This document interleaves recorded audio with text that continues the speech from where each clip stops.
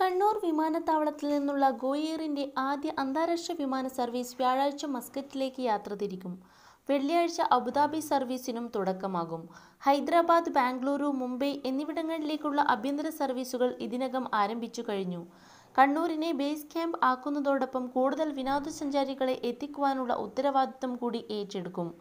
ഈ ലക്ഷ്യവുമായി go air general manager Harish Rao ബുധനാഴ്ച കണ്ണൂരിലെ ടൂറിസം ഹോട്ടൽ രംഗത്തെ പ്രമുഖരുമായി ചർച്ച നടത്തി. ആർക്കിടെക്ട് ടി വി മധുകുമാർ അവതരണം നടത്തി.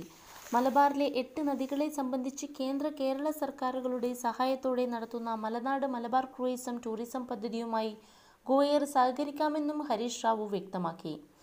Indoor and outdoor board operation പ്രവർത്തനങ്ങളെ ഏകോപിപ്പിക്കാനുള്ള സന്നദ്ധത അറിയിച്ച ഗോ എയർ പ്രതിനിധികൾ ഇതിനായി മലബാറിന്റെ ഇനിയും ഉപയോഗപ്പെടുത്തിയിട്ടില്ലാത്ത വിനോദസഞ്ചാര മേഖലകളെ പുറംലോകത്തെത്തിക്കാൻ പദ്ധതികൾ ആവിഷ്കരിക്കാമെന്നും ഉറപ്പു നൽകി.